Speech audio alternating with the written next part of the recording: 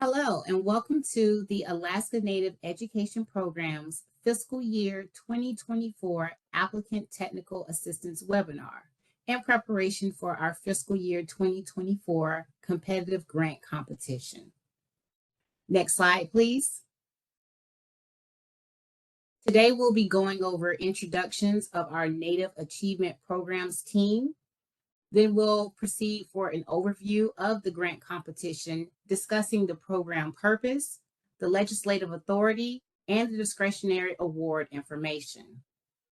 Next, we will discuss the absolute priority tied to this grant competition, as well as the permissible activities for that absolute priority. We will have a guest speaker to discuss the Build America, Buy America Act, which is applicable to this grant competition for construction. Then we will go to eligibility and application requirements, budget, definitions applicable to this competition, selection criteria, and finally, the application process in grants.gov. Next slide, please. Our Native Achievement Program is under the direction of Patrick Carr for our Office of Rural, Insular, and Native Achievement Programs. Our Native Achievement Program team is led by Group Leader Aaron Sampson, which is myself. Our competition manager is Almeda Reed. She is our Alaska Native Education Program Manager. Joanne Osborne is also a part of the Native Achievement Programs team, and she is the program manager for our other discretionary grant program, Native Hawaiian Education. Dr. Amber Williams is a program officer with our Native Achievement Programs team, and Krista Taylor is our other program officer with Native Achievement Programs. Next slide, please. The purpose of the Alaska Native Education, also known as the A&E program, is to support innovative projects that recognize and address the unique educational needs of Alaska Natives. The A&E program recognizes the role of Alaska Native languages and cultures in the educational success and long-term well-being of Alaska Native students. Projects under the A&E program must include the activities authorized under Section 6304, subsections A-2 of the Elementary and Secondary Education Act of 1965, as amended ESEA, and may include one or more of the activities authorized under Section 6304, subsection A-3 of ESEA, including but not limited to curriculum development, training and professional development, early childhood and parent outreach, and enrichment programs. These projects support effective supplemental education programs that maximize participation of Alaska Native educators and leaders in the planning, development, implementation, management, and evaluation of programs designed to serve Alaska Natives. Next slide, please. The program is authorized under Title VI, Part C of the ESEA. Our applicable regulations for this competitive grant competition is the Education Department General Administration Regulations that's listed on this slide, the Office of Management and Budget Guidelines to Agencies on Government-Wide Debarment and Suspension, Non-Procurement, and 2 CFR Part 180, as adopted and amended as regulations of the department in 2 CFR Part 3485. The Uniform Administrative Requirements, Cost Principles, and Audit Requirements for the federal awards in 2 CFR Part 200, as adopted and amended as regulations of the department in 2 CFR Part 3474. Also known as our uniform guidance. Note, the regulations in 34 CFR Part 86 apply to institutions of higher education only. Next slide, please. So here's the background of the A&E program. The department encourages applicants to propose a broad array of activities to achieve the purpose of the A&E program, including activities that are consistent with the administration's policy focus areas, such as promoting equitable access to educational resources and opportunities. For the last 20 fiscal years, Congress has authorized through appropriation acts that A&E funds may be used for construction. Construction projects that will support the operation of an existing or proposed A&E program will be a permissible activity only if Congress specifically authorizes the use of fiscal year 2024 funds for this purpose. If an applicant under this competition is interested in proposing both a construction project and a non-construction project, we encourage the applicant to submit separate applications for each project in case Congress does not authorize construction through appropriations. So this particular competition will have an absolute priority, which is mandatory in order to be considered for this competition. So if you are doing a construction project proposal, you would need to do both the absolute priority application as well as the construction application. If Congress does not authorize the use of fiscal year 2024 funds for construction, we will notify applicants who applied for such purpose that we are unable to fund construction. Next slide, please.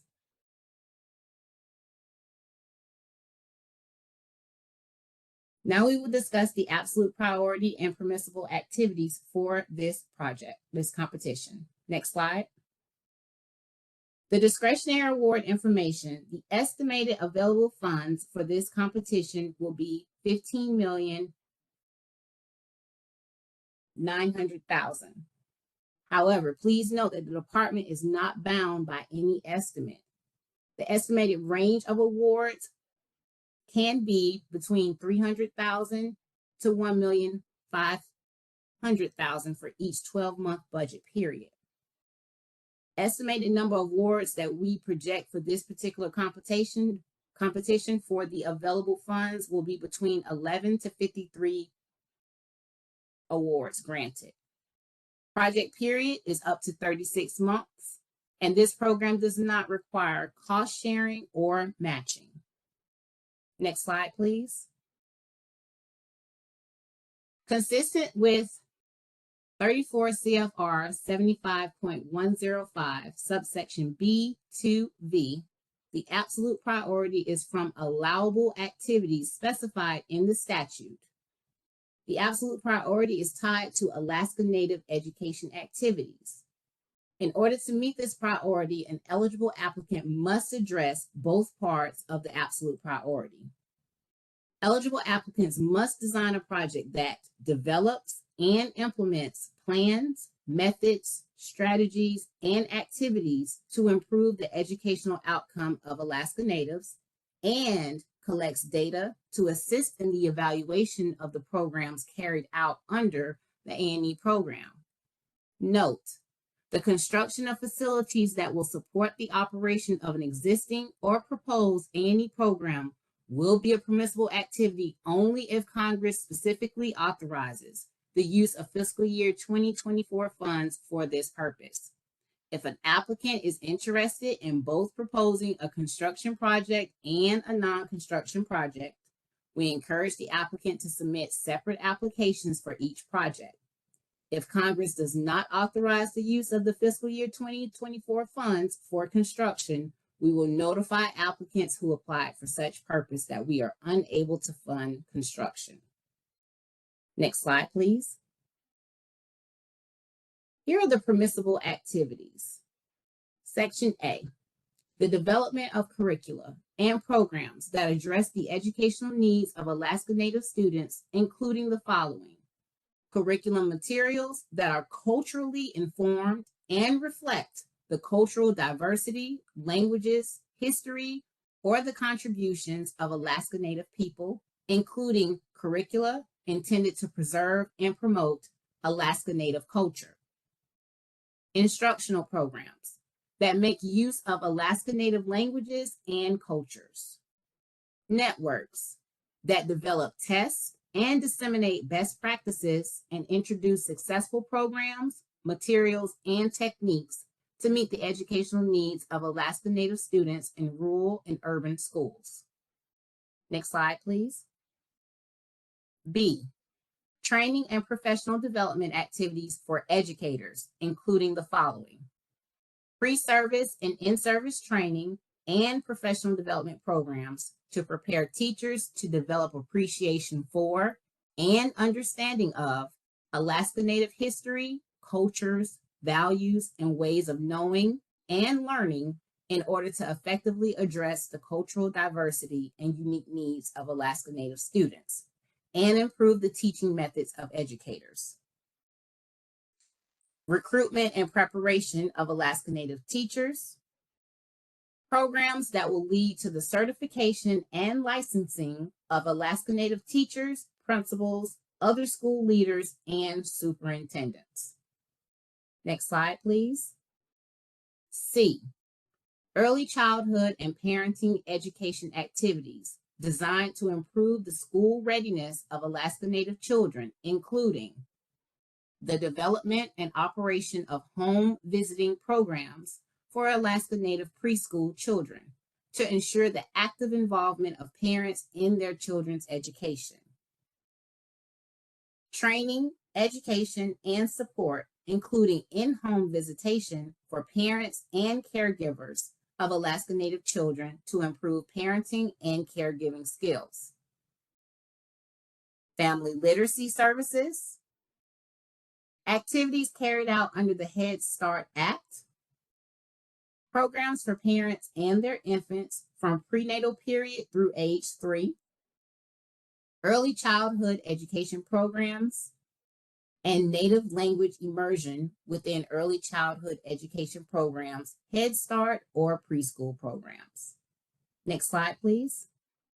D, the development and operation of student enrichment programs, including programs in science, technology, engineering, and mathematics that are designed to prepare Alaska Native students to excel in such subjects, provide appropriate support services to enable such students to benefit from the programs, and include activities that recognize and support the unique cultural and educational needs of Alaska Native children and incorporate appropriately qualified Alaska Native elders and other tradition bearers. Next slide, please. Research and data collection activities to determine the educational status and needs of Alaska Native children and adults and other such research and evaluation activities related to programs funded under this part. Next slide, please. F, activities designed to enable Alaska Native students served under this part to meet the challenging state academic standards or increase the graduation rates of Alaska Native students, such as remedial and enrichment programs, culturally based education programs, such as programs of study and other instruction in Alaska Native history and ways of living to share the rich and diverse cultures of Alaska Natives among Alaska Native youth and elders, non-Native students and teachers, and the larger community. Instructing Alaska Native youth in leadership, communication, and Alaska Native culture, arts, history, and languages. Intergenerational learning and internship opportunities to Alaska Native youth and young adults. Next slide, please.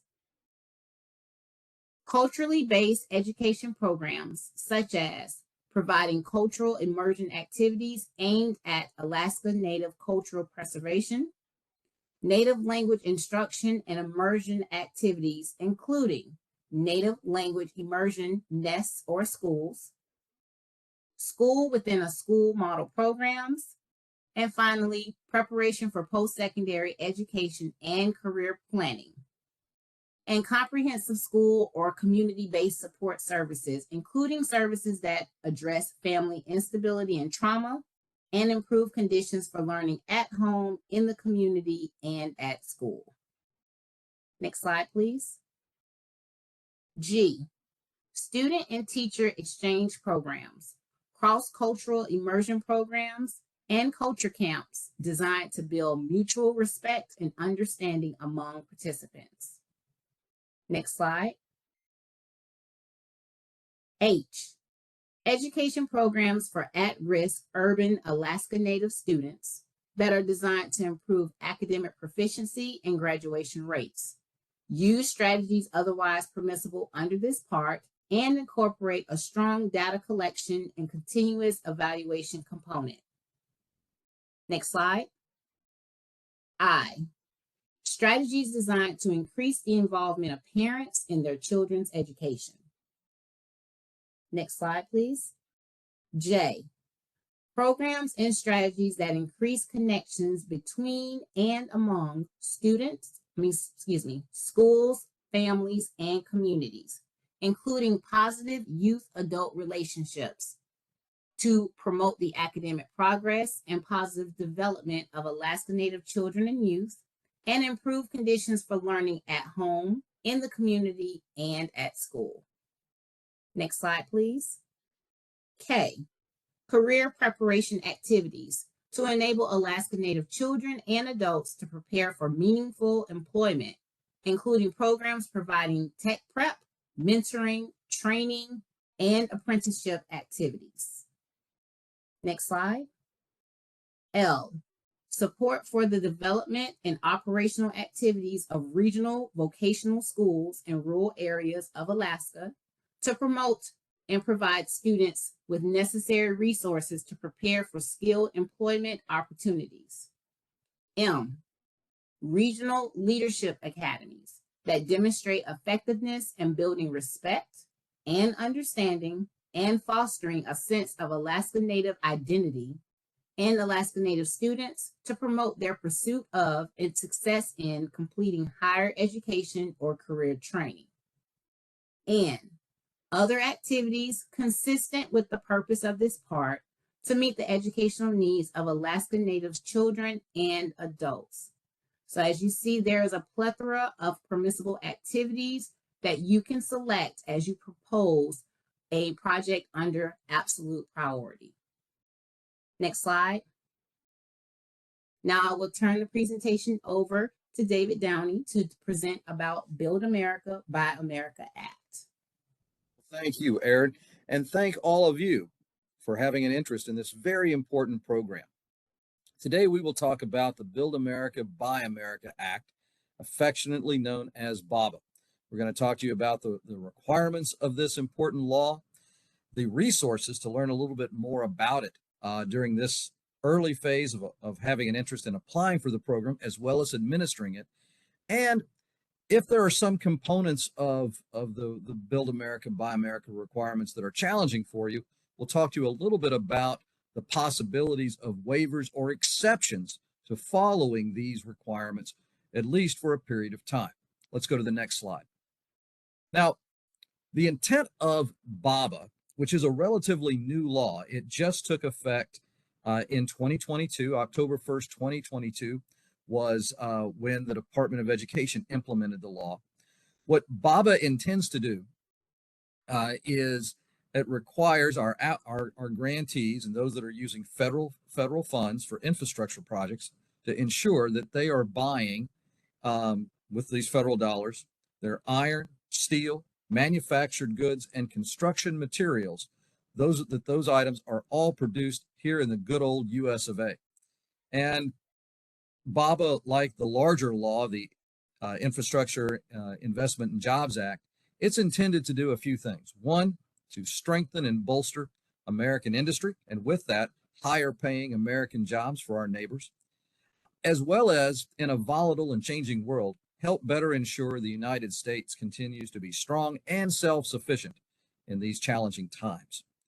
And to that end, we're looking to make sure that all of those who are using taxpayer dollars, and taxpayer dollars is a synonymous term with grant funds, that they are buying domestic resources to the extent possible. Next slide, please. Now, we'll talk a little bit more about the specific grantee requirements. So as you're considering applying for this very important program, those of you who are successful would have to meet these BABA requirements. There are approximately 38 programs here at the Department of Education that have been designated as infrastructure programs. And as such, these requirements apply to you, including those of you who would be submitting applications for this program. Next slide.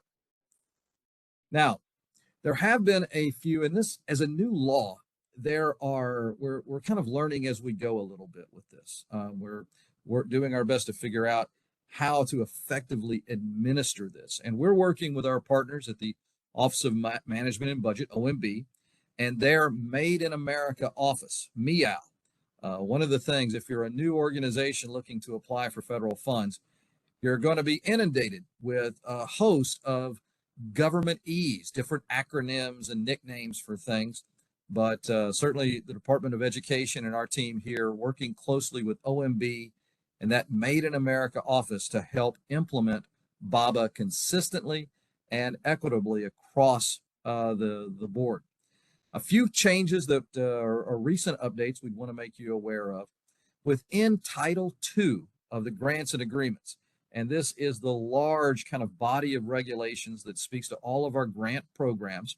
There's a new Part 184, and that's the Buy America infrastructure sourcing requirements. And that kind of outlines the key portions here of the BABA law, and a revised 2 CFR 200-322. Now, Part 200, that's the Uniform Administrative Requirements, also more commonly known as the Uniform Guidance, and 200-322 outlines the domestic preferences within the larger procurement standards section. And so we want to make you aware of those changes that, again, implement the language and the spirit of BABA. We go to the next slide, please. Now, as I said, there are approximately 38 Department of Education grant programs that have been designated as infrastructure programs, including the program that you're applying for and watching this session today. It includes our discretionary grant programs and our formula programs, and any of those programs that have a component that deals with infrastructure related to construction, remodeling, or even broadband infrastructure activities. And it is under those activities that the BABA requirements do apply.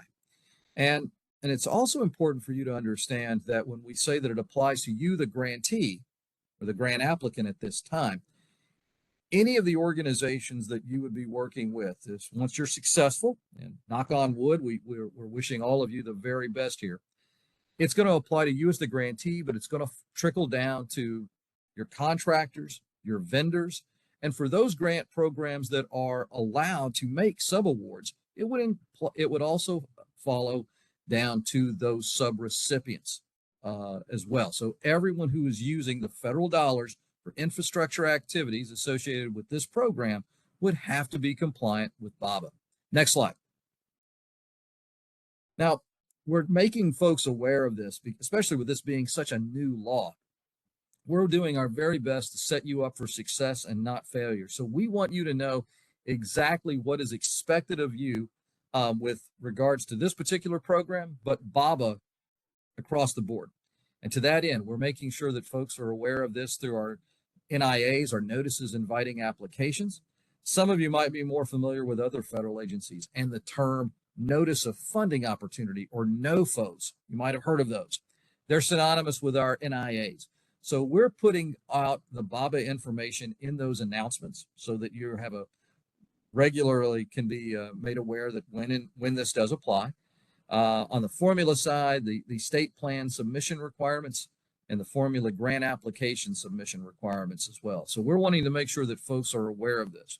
In addition to these formal notifications at ed.gov, and we'll talk about this later in this portion of the program, we have some regular places to get more information and additional training for you and your teams on the latest on BABA and how to ensure that you're staying in compliance with this important new law. Let's go to the next slide. Now, as I said, it's new, and I emphasize the newness in this is it's kind of a new frontier, and we're all in this together. And with all the activities that you endeavor to to take with the Department of Education, know that you're in a partnership with us, and we're going to be working with you along the way, giving you opportunities to compete on this even playing field with events like this that you're watching, this program, as well as regular communication with those that are successful receiving grant awards down the road. But it's really important to note that this is not an optional requirement. It is mandatory. Now, there are short-term flexibilities, exceptions, waivers that we're going to be talking to you about, but know that for infrastructure projects, BABA is the law of the land, and you must stay in compliance with this. And with all activities regarding the grant, it's not enough just to do the job as you said you would in your application and do the job based on the law and the regulations. You've got to document that you're doing that job to the fullest extent. And so you want to make sure that you remember to maintain the records for the life of the grant, plus 3 years after you've submitted that final performance report for not only the BABA requirements, but all aspects of your grants. Next slide, please.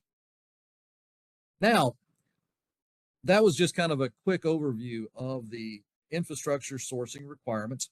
Let's turn our attention to the waiver possibilities. Now, waivers or exceptions are just that. They should be few and far between, but you do need to be aware of what the waiver policy is, and if the circumstances pertaining to your award would make you a good candidate to submit a waiver and for that waiver to be considered for a period of time. Let's go to the next slide. Now, the waivers can be granted under 3 big categories: public interest, non-availability, and unreasonable costs.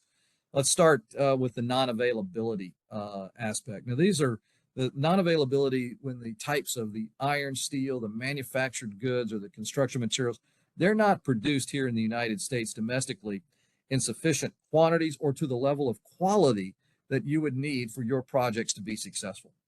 And the unreasonable costs, that threshold kicks in if and when the items, maybe they are available here domestically, but they are at such a cost for what you need where the overall project cost would be increased by more than a quarter, by more than 25%. Those would be legitimate reasons to have waivers. Another very broad category, which was the first signpost here on the page, is of public interest. Now, from the Department of Education's kind of BABA learning and resource page at ed.gov, and we'll show you the link of that momentarily, there are 5 major categories of what constitutes a public interest waiver. And again, when we're thinking about waivers in general, here at the Department of Education, we're really thinking about this as generally speaking, going to be a short-term fix. Now, there are 5 big categories. A couple of them pertain to the size of the infrastructure project that's taking place, whether that is and how it relates to the simplified acquisition threshold, that dollar amount. A couple of others that stand out. One would just kind of be the general getting started waiver. It's an option in there for grantees trying to get things in place short term as they get their ducks in a row so that they can identify and procure items domestically. And there are also at times what was listed with ongoing or existing international trade agreements for procurement activities. And there could be such activities taking place with your particular organization that there are already established, agreed upon procurement activities from international resource that the government would find appropriate. But none of those things can take effect without submitting the waiver. So you've got those 3 big categories: public interest, non-availability, and unreasonable cost as one of those big headings. And our BABA resource page can give you a little bit more insight into what goes into those 5 major categories of waivers granted on the basis of in the best interest of the American people. We'll go to the next slide, please. Now, again, these waivers, they are exceptions to the rule, and we're really looking at these as time limited. You're not going to submit a waiver, and if your project is for 3 or more years, just to say we've got a blanket waiver for that entire period of time. So time limited and very targeted, specific to unique aspects. If you have a large infrastructure project, for example, and one component of the construction materials or the iron and steel, what have you, the manufactured goods, if there's one component that cannot be procured at at a reasonable cost and a sufficient quality, then you could have a targeted waiver for that particular item. If the other pieces of your infrastructure project can be procured domestically, the expectation is the waiver would only apply to that one item or a couple of items. But time limited, targeted, and conditional. So it has to be in the context approved and under the context of this time limited aspect. And when you're looking to implement a waiver, when you think that it is in the best interest of your project, and you can find one of those 3 big categories there: public interest, the availability, and the cost. Any one of those. Certainly, if your waiver could have all 3, but you don't need all 3. You just need one of those options to meet the waiver. You want to submit your waivers with as much detailed documentation to support your position as possible. Just like you'll be submitting an application in a competitive field to demonstrate the value of what you're looking to do with how to utilize taxpayer dollars. You're wanting to provide an informative and persuasive explanation as to why you need this short-term waiver. Next slide, please. Now, let's talk just in brief about the waiver process, and we're going to tell you a little bit more about how you can, on your own with your team, go into more detail with a BABA training to learn about the waiver process at length. First and foremost, you receive the grant and you are here even in the application phase, you know that to carry out the project the way you want, you're going to need to submit a waiver. Now, obviously, you'll submit a waiver as a grantee once you're successful in those circumstances. The waiver itself is going to come not from the project director or the principal investigator, but it's going to come from the authorizing official. It needs to come at a higher level than just the project director.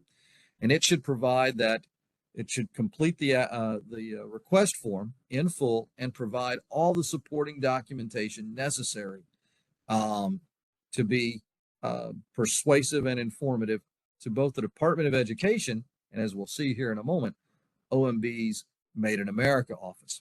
So we'll send that, you'll send that information here to the department, and specifically, you're going to submit that information as a grantee to the person identified in box 3 of the GAN. That's the Grant Award Notification. The GAN is a document that outlines that you have a grant with the department, and it's kind of it identifies the award terms and conditions, the length of the grant, the dollar amount that you receive for the project, all of that good information, the fine print, if you will. But box 3 has the name of the individual you'll send it to. And so you'll send the form and that information to your program person, and then he or she, they will look to review that, coordinate that within the program office. They will review that waiver request.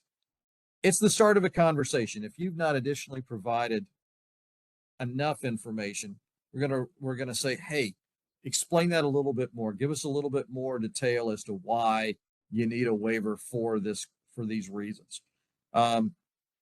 So again, this is a new process. Most of our program staff, candidly, with the law just taking effect a little over a year ago, have not received many waivers at this point. So we're all working in this together. So we would ask you to have a little patience with us in that, and be as detailed and forthcoming with all the information regarding this issue as you can. And once we're satisfied that there is a sufficient level of detail for your waiver request, we're going to submit that on to that Made in America office at OMB for its additional determination review. And again, the Made in America office, or MEOW, they're looking to ensure that the policy implementation of BABA is consistent across the board. That if one entity is receiving a waiver on certain grounds, that it would be consistently applied for other organizations with the same concerns or issues at the Department of Education or the other grant-making agencies that have infrastructure projects. Now, then the department, as we submit this waiver request, the waiver is actually, this is a very transparent process. It will be posted here at the Department of Education for public comment. And generally, so, if Downey Nonprofit was an eligible applicant and we were, or an eligible grantee, for instance, and we needed to submit a waiver, we'd submit it to Ed. Once we have all that information there in place, then that waiver request would be placed on a website for public comment, in no small part to see if there are domestic options that we're not aware of, so that different businesses or organizations could note that. But it is available for public comment, and at that point, after we'll summarize the comments, the comment period is depending on the type of waiver and the issues, between 15 and 30 days. Most commonly, it's going to be about 15 days. So 3 business weeks would be the way to look at that. Then the Made in America office will submit the comments and the waiver to the Made in America office. It'll make its determination, and then Ed approves or disapproves the waiver request. Next slide, please. And specifically, within the grant making office at the assistant secretary level, the final determination for the BABA waiver would be put in place. The program contact, who you first submitted that request to, the name of the person in box 3 of the GAN, he or she is going to come back and notify you of the final determination, and the decision will be posted on the department's waiver webpage, where those comments were solicited. It's also important to note that once we have made a final decision, there is no appeals to this. So at that juncture, we're just working with that decision. So you'll have to be ready to go with what we make that determination. So it's important in your waiver request to be clear and detailed, provide a sufficient documentation, inform and persuade as to the grounds for the waiver, the rationale for what would happen to the overall success of the project if the waiver would not be included. Go to the next slide, please. Now, I can't emphasize enough in this just very quick overview of the BABA requirements, the sourcing requirements, and the waiver kind of process, that you go to a couple of places, you and your team that are applying for this important program, and take some notes and review these materials. First and foremost, we've got a BABA resources page at ed.gov, and that link is at the bottom of this page. That, and if you can't go on the link and click on it, you can just go to ed.gov, and in the search box on the right hand side of that homepage, you can put BABA resources. Type in BABA resources, and it's going to take you to this page. You're going to get a listing of the FAQs, the waiver request form, an update as to the final version at the time that we are recording this presentation. Currently, that page has a listing of the proposed and final sections to that 2 CFR Part 184, that part in the title of Grants and Agreement, Title II Grants and Agreement section, that outlines the BABA reporting requirements. But it's got a great host of materials, and it also includes a link to our Build America, Buy America training. And you can see here a list of grants administration training courses. These are computer-based classes that are available to the grant applicant, to the grantee community, on a host of grants administration topics, including BABA. These are 45 to 60-minute training videos for you and your team that kind of walk you through the key information for a host of grant administration topics.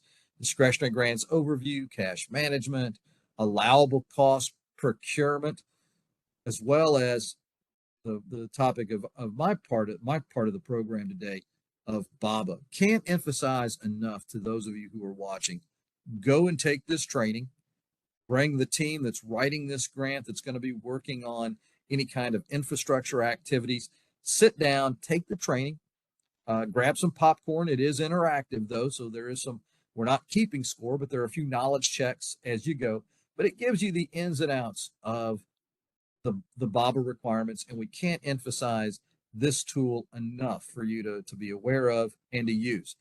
And that class is part of a larger and growing grants administration curriculum that we make available to you, our grantee community, to help you put you in a position to more effectively apply for and then successfully administer your ed grants once you get the good news. So take advantage of these resources, learn a little bit more about BABA, do an intake of your grant applications, and see if infrastructure activities are going to take place with your proposed project. And if they are going to take place, are these iron, steel, manufactured goods, construction materials, are they available domestically, or will you have to get those imported from another country? Identify those issues and then see if the waiver process might be helpful for you. But these are great tools that you can use as needed, and they are being updated on a regular basis. If you go back and visit that BABA resources page, as new information, new understanding of the process, any changes that take place, that's going to be reflected there on that page. So bookmark that and take advantage of these resources. And that concludes this section of today's presentation on BABA. I'm going to turn things over to Dr. Amber Williams to carry on the program. Amber? Thank you so much, David. Next slide, please. So we will be going over the eligibility and application requirements. Next slide, please. So who may apply? First, an Alaska Native organization with experience operating programs that fulfill the purpose of the A&E program, or an Alaska Native organization that does not have experience operating programs that fulfill the purpose of the A&E program, but they are in partnership with a state educational agency, which is an SEA, or a local educational agency, LEA, or an Alaska Native organization that operates a program that fulfills the purpose of the A&E program, or an entity that's located in Alaska and predominantly governed by Alaska Natives that does not meet the definition of an Alaska Native organization, but has the experience operating programs that fulfill the purposes of the A&E program, and is granted an official charter or sanction for at least one Alaska Native organization to carry out programs that meet the purpose of the A&E program. Next slide, please.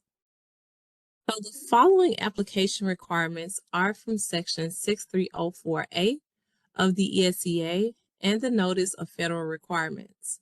In order to receive funding, an applicant must meet the following requirements. The applicant must provide a detailed description of the plans, methods, strategies, and activities it will develop and implement to improve the educational outcomes of Alaska Natives, and how the applicant will develop and implement such plans, methods, strategies, and activities. The applicant must provide a detailed description of the data it will collect to assist in the evaluation of the programs carried out under the A&E program, including data that address the performance measures in Section 6.5 of this notice, and how the applicant will collect such data. Group application requirements, which will be given in more detail on the next slide. and applicants establishing eligibility through a charter or sanction from an Alaska Native tribe or ANO. Next slide, please. Group requirements. An applicant that applies as part of a partnership must meet this requirement in addition to the requirements in paragraph A and B, which were discussed in the previous slide.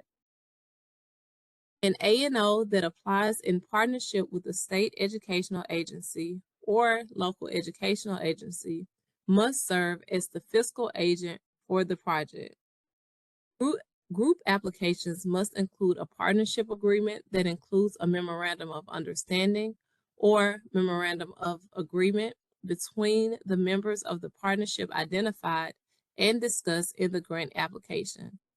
Each MOU or MOA must be signed by all partners and dated within 120 days prior to the date of the submission of the application.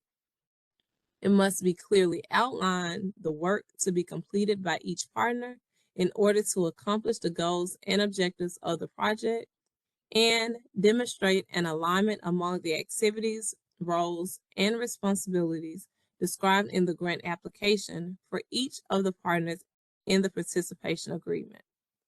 So we highly recommend that in your MOU or MOA, you establish the agreement to have access to the data that is necessary for your grant program.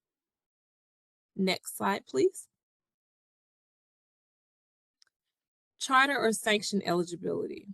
For an entity that does not meet the eligibility for an ANO and that seeks to establish eligibility through a charter or sanction provided by an Alaska Native tribe or ANO as required under Section 6304A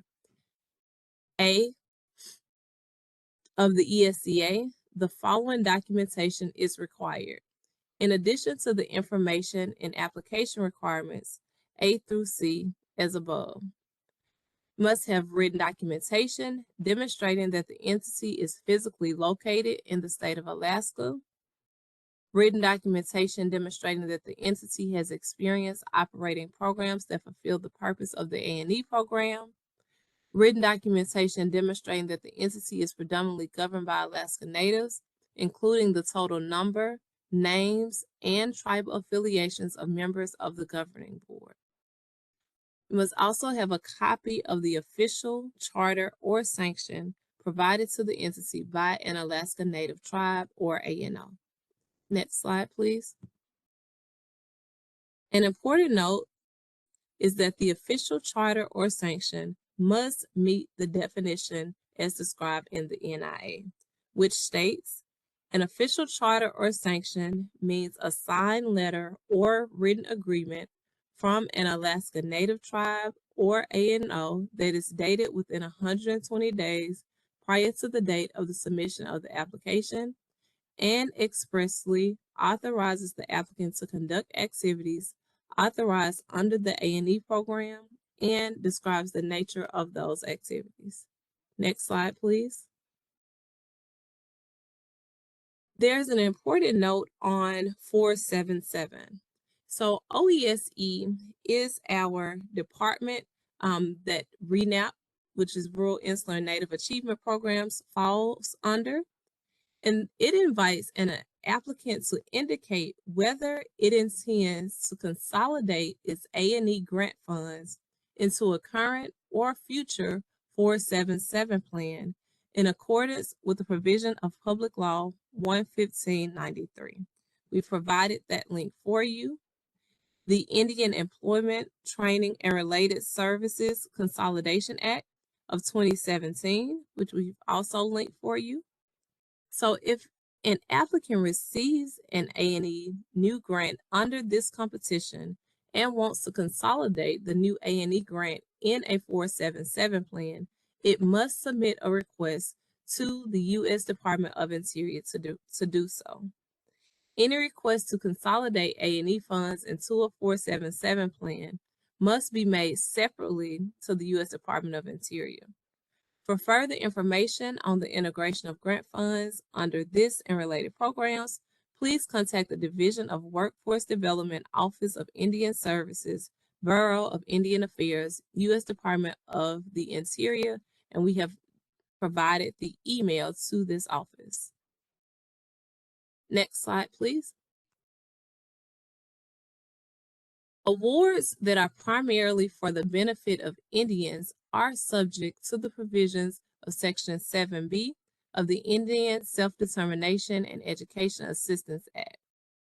That section requires that to the greatest extent feasible, a grantee give to Indian preferences and opportunities for training and employment in connection with the administration of the grant, and give to Indian organizations and to Indian-owned economic enterprises as defined in Section 3 of the Indian Financing Act of 1974, preference in the award of subcontracts in connection with the administration of the grant. For the purpose of this requirement, an Indian is a member of any federally recognized Indian tribe. Next slide, please. Now we will discuss the budget section of the application. Next slide, please.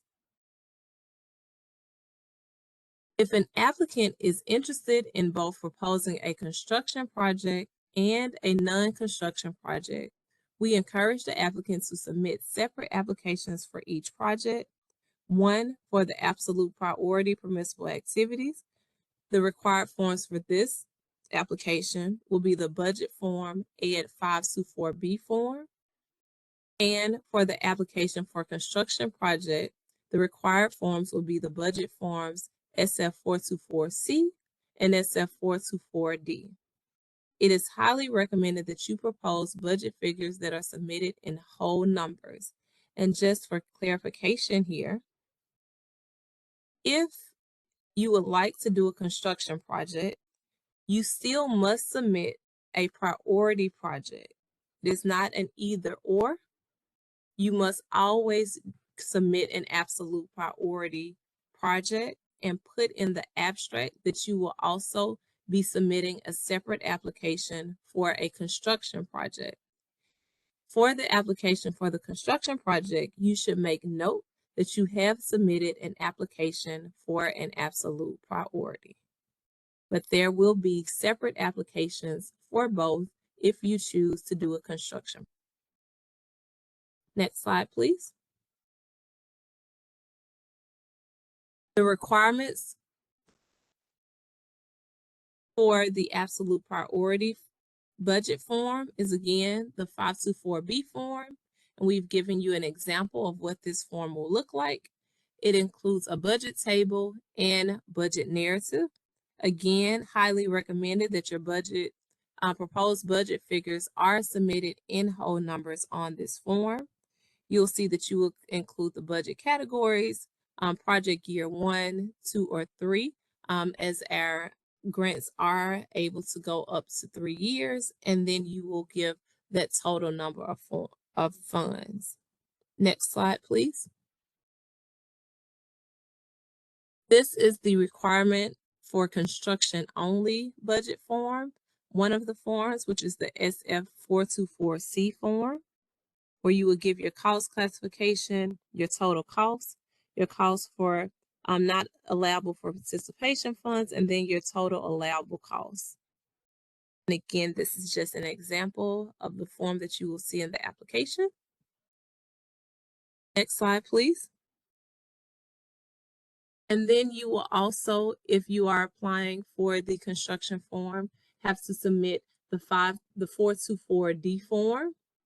And this is your assurance form, and you must have the signature of your authorized certifying official, that person's title, the applicant organization, and the date that you have submitted this form. Next slide, please. I will now speak about administrative cost limitations. So no more than 5% of funds awarded for a grant under this program may be used for direct administrative costs. This program uses an unrestricted indirect cost rate, So should you have any questions concerning indirect costs or to obtain a negotiated indirect cost rate, please email the Indirect Cost Division. Their email is indirectcostdivision@ed.gov. And then for more information on direct versus indirect costs, please visit the Office of the Chief Financial Officer's Indirect Cost Overview, which we have linked in this presentation for you. Next slide, please.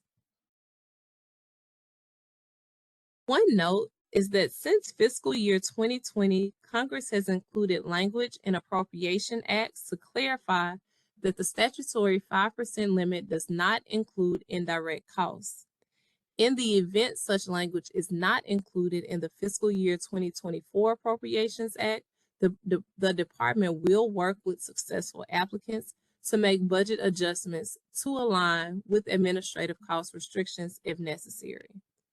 In general, for purpose of this competition, the 5% limit on administrative costs under ESEA Section 6305 includes direct and indirect administrative costs.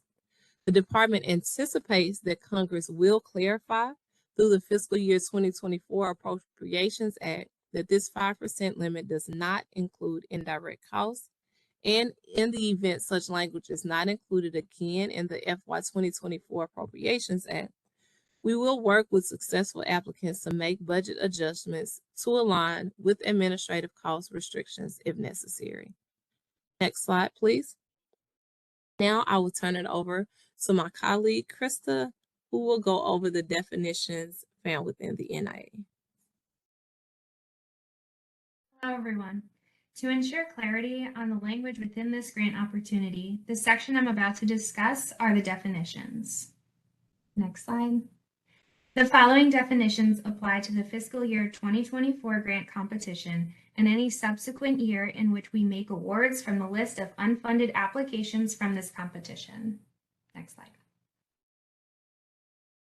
Alaska Native has the same meaning as the term Native has in Section 3B of the Alaska Native Claims Settlement Act 43 U.S.C. 1602B and includes the descendants of individuals so defined.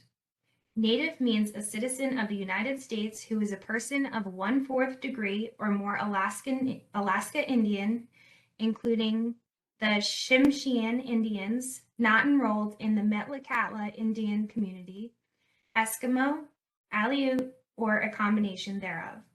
Next slide. Alaska Native Organization, or ANL, means an organization that has or commits to acquire expertise in the education of Alaska Natives and is A, an Indian tribe as defined in Section 4 of the Indian Self-Determination and Education Assistance Act, that is an Indian tribe located in Alaska. B, a tribal organization as defined in Section 4 of such act, that is a tribal organization located in Alaska. Or C, an organization listed in clauses 1 through 12 of Section 619 4B of the Social Security Act, or the successor of an entity so listed. Next slide, please. Demonstrates a rationale means a key project component included in the project's logic model that is informed by research or evaluation findings that suggest the project component is likely to improve relevant outcomes. Experience operating programs that fulfill the purposes of the A&E program means that within the past 4 years, the entity has received and satisfactorily administered in compliance with applicable terms and conditions a grant under the A&E program or another federal or non-federal program that focused on meeting the unique education needs of Alaska Native children and families in Alaska. Next slide. Logic model, also referred to as theory of action, means a framework that identifies key project components of the proposed project.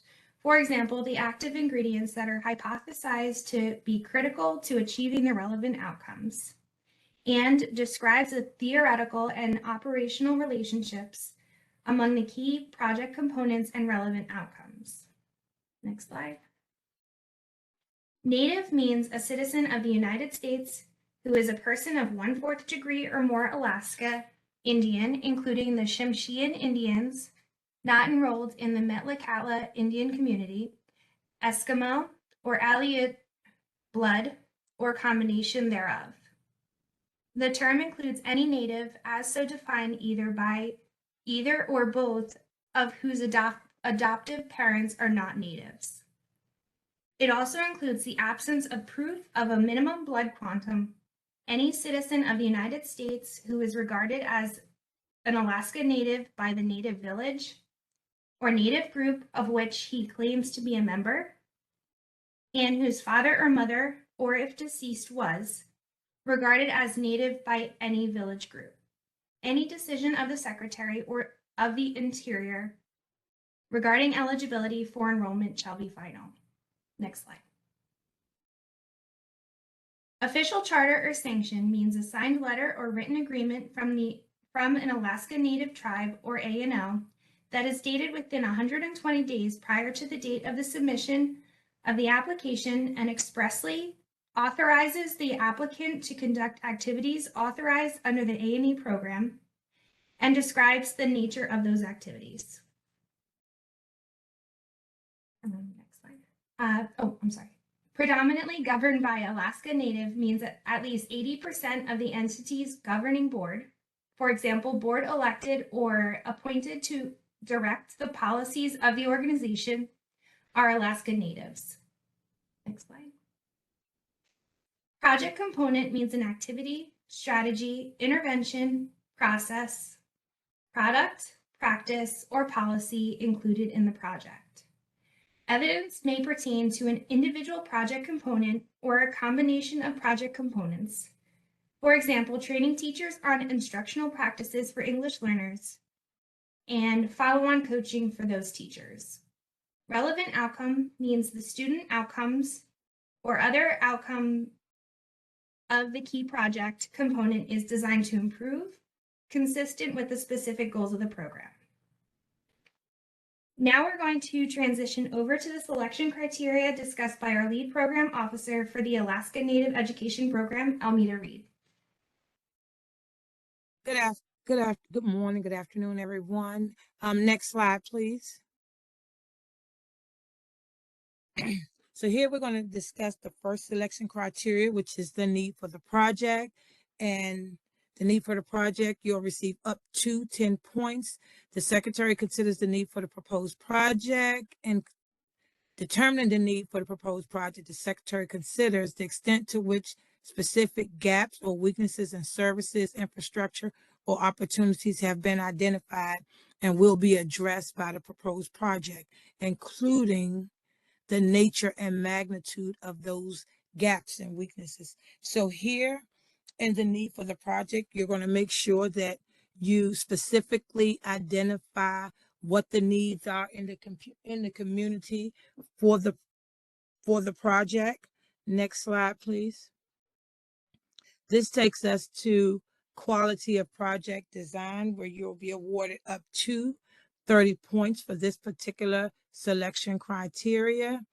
And so here with the quality of the project design, in determining the quality of the project design, the proposed project, the secretary considers the extent to which the proposed project demonstrates rationale.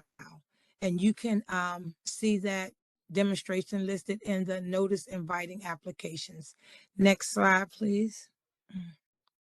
This takes us to the quality of project personnel. Here it's up to 10 points. We have two sub-selection criteria, both of which are 5 points each. In determining quality of the project personnel, the secretary considers the extent to which the applicant encourages applications for employment from persons who are members of groups that have traditionally been underrepresented based on race, color, national origin, gender, age, or disability. This sub-criterion, you can receive up to 5 points. The next sub-criterion In addition to the secretary considering the qualifications, including relevant training experience of key project personnel, and you can receive up to 5 points for this particular sub-criterion. So in this sub-criterion, you're going to make sure that you list the relevant experiences, all of your key personnel who will be working on this particular project along with you. You'll probably include resumes to identify their skills for this particular sub-criterion. Next slide, please. This takes us to the quality of the management plan. And for this particular sub-criterion, you'll receive up to 30 points for the quality of the management plan. And here in this particular one, for the quality of the management plan, this the secretary considers the quality of the management plan for the project. In determining the quality of the management plan for the proposed project, the secretary considers the adequacy of the management plan to achieve the objectives of the proposed project on time, within budget, including clearly defined responsibilities, timelines, and milestones for accomplishing the project's task. Next slide, please.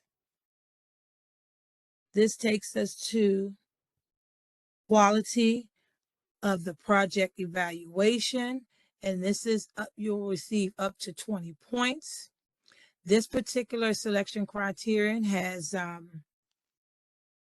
two sub-criterions. The first one is the extent to which the methods of evaluation will provide valid and reliable performance data on relevant outcomes. So here you'll make sure that you describe the performance data and the relevant outcomes, and you can receive up to 10 points for this particular sub-criterion.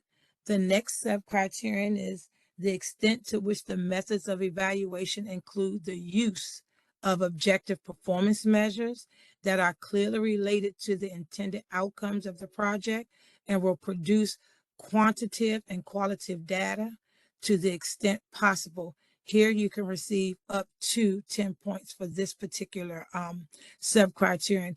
As we move further into the webinar presentation, I'll be sharing with you what those performance measures are. Next slide, please. Well, here we go, performance measures. Next slide. For the purpose of the department reporting under 34 CFR 75-110, we have established 4 performance measures for the A&E program under the absolute priority. The first performance measure is the number of grantees who attain or exceed the targets for the outcome indicators for their project that have been approved by the secretary.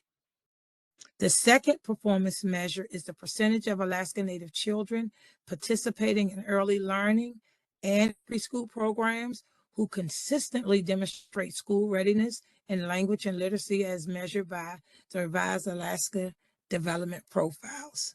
Performance measure 3, the percentage of Alaska Native students in schools served by the program who earn a high school diploma in 4 years. And lastly, the number of Alaska Native programs that primarily focus on Alaska Native culture and language. Next slide, please. Here we have construction performance measures, and these measures should be used for projects that will have construction. For a grantee that includes construction in its project, Congress authorizes such use and the department funds such an application. Department will use the following performance measures for the A&E program. The first construction performance measure is the number of grantees that attain or exceed the targets for the outcome indicators for their projects that have been approved by the secretary. The second construction performance measure is the number and percentage of grantees that report annually that the overall condition of the building or buildings on which their project focuses is adequate. And last but not least, The number and percentage of grantees that report their project is at each of the following levels of completion. A, not started. B, 1 to 25% completed. C, 26 to 50% completed. D, which is 51 to 75% completed. E, 76 to 99% completed. And F, 100% completed. Again, these are the construction performance measures should your proposal have construction related to their project. Next slide, please. This takes us to the application process. Next slide. The applications for completion must be submitted electronically using the department's grants.gov federal government application site. The direct link to the A&E FY24 competition on grants.gov can be found here. You can click the link there. Next slide. Registering your organization. This is very important. To be able to submit an application in grants.gov, your organization must register with SAM as soon as possible. Ensure that your organization has an active UEI number, which is unique entity identifier number, in the system for awards management. This may take anywhere from up to 1 to several weeks to process. The department also has a SAM tip sheet, which is available here once you click this link. Next, registering with grants.gov. If you have not done so already, create an applicant user account in grants.gov. This is very important. So you definitely want to make sure that you get your organization registered as quickly as possible. And last but not least, adding profiles. Once your organization's SAM registration is active, the UEI data will transfer to grants.gov. This usually takes 24 to 48 hours. Then you need to add your organization's profile to your applicant user account using your UEI number. And here we have a link which has detailed steps on adding a profile. Next slide, please. This takes us to completing your application. You're going to complete your application in Workspace.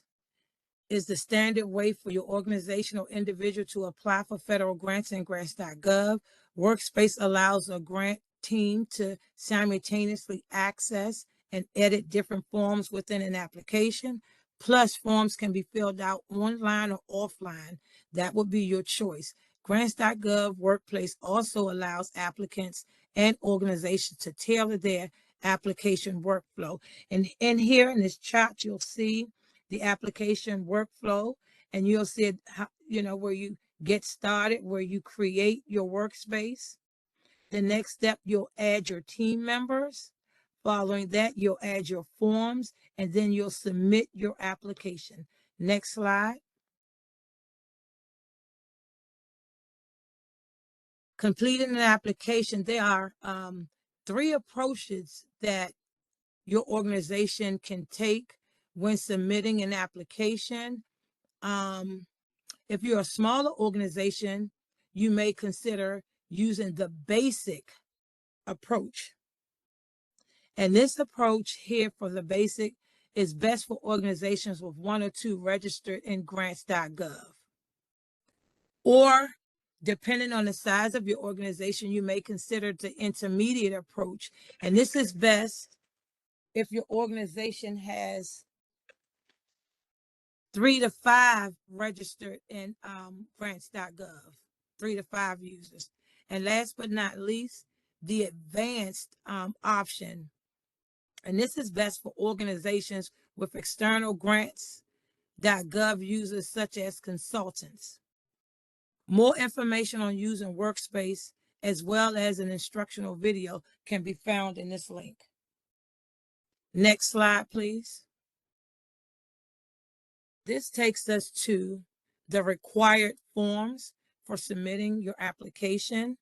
The preliminary documents, you have your application for your federal assistance standard form, which is also known as your SF 424 form.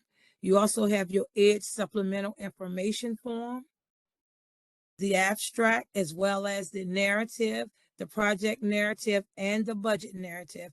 And these should all be submitted, the narratives submitted as PDF files. Next slide, please. These are additional required forms, and they are mandatory forms. Other attached forms should be the individual resumes for your project directors and key personnel, a copy of your indirect cost rate agreement, letters of support from other organizations and entities, your charter or sanction documentation, as well as your MOU or MOA or consortium agreement. You should also include the lobby disclosure form, as well as your GEPA statement and your budget information. Next slide, please. Here we have additional or optional forms which should be submitted. That is your disclosure of lobbying activities, your budget information, which should include, if you have a construction project, your non-construction budget form, your construction budget forms, as well as assurances for construction program, your SF 424D form, and your SF 424C budget construction, and other attachments as necessary. Next slide, please. If applicable, please include the following documents in the other attachments form. You want to make sure that you include required forms for non-construction applicants, your ED 524B form, and this is your budget information non-construction programs, as well as your required forms for construction applicants, your SF 424C budget information for construction programs, as well as your SF 424D assurances for construction programs. Next slide, please. Non-construction applicants, these are required forms for non-construction applicants. Again, you want to make sure that you have your ED 524B, ED 524 budget information for non-construction programs listed as in the U.S. Department of Education budget information non-construction programs. Next slide, please.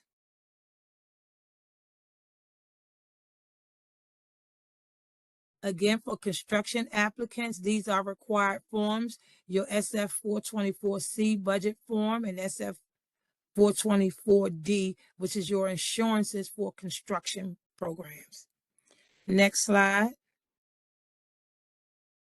This takes us to the application narrative.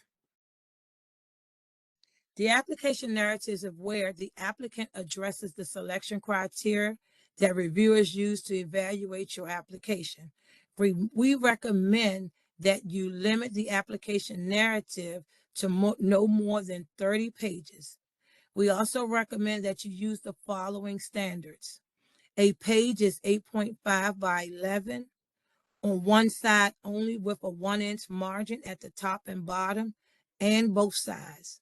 We recommend that you double space all text in the application narrative, including titles, headings, footnotes, quotations, references, and captions. This does not include text and charts, tables, figures, and graphs. We also recommend that you use either 12-point or larger or no smaller than a 10 pitch. We also recommend that you use the following fonts, either Times New Roman, Carrier, Carrier New, or Arial. Next slide, please. We strongly recommend that you submit your application early in order to address any issues that may arise in grants.gov, rejects your uploaded application. Once the Department of Education receives your application from grants.gov, An agency tracking number, which will include your PR award number, will be assigned to your application. You may check your application by entering your submission tracking number here. Next slide, please. What happens after I submit? So here we have a diagram of the process, and which shows you the process of how the application process will go. So the applicant uploads and submits their application. Next, grants.gov status, you'll receive grants.gov will process your application. You'll receive a validation. You'll also receive your application has been received by the department. Here, once it's received by the department, you'll receive a tracking number. If your application is rejected by grants.gov, you'll receive a rejected error, as well as your application has not been received successfully. This is the process by which you will go through once you submit your application. Next slide, please. This takes us to technical notes. And one of the technical notes, attaching files. The A&E program recommends that you submit all application attachments as single flattened PDF files. Grants.gov cannot process an application that includes 2 or more files that have the same name. So please make sure that the files have individual names and they are not named the same. Your UEI number. To submit successfully, you must provide the UEI number on your application that was used when you registered as an authorized organization representative on grants.gov.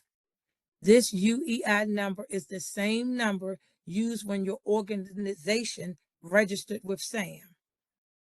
If you do not enter the same UEI number on your application as the UEI you registered with, grants.gov will reject your application. It is so important that you make sure that your UEI number is entered correctly. Next slide. If you have problems submitting to grants.gov before the closing date, please contact grants.gov customer support. Here we have the number listed for you as well as an email. Once you submit the issue, you will receive a ticket in a self-service portal and search that.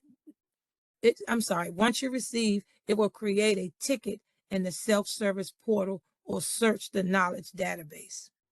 Next slide. Here we have listed the grants.gov resources. The first one is the grants.gov applicant training video, which includes instructions on registering, creating a workspace, and assigning user roles. Next, we have a link here for the applicant FAQs for grant.gov, explanations for common errors and messages found in grants.gov, and a clickable infographic for grants.gov application workflow. Grants.gov contact center telephone number and support email. Next slide, please. Thank you and best of luck. For general questions related to the A&E program and the application process, please contact the OESC Ask ANEP mailbox. If you have any questions, you can reach out to myself, Amber Williams, Krista Taylor, or our group leader, Aaron Sampson.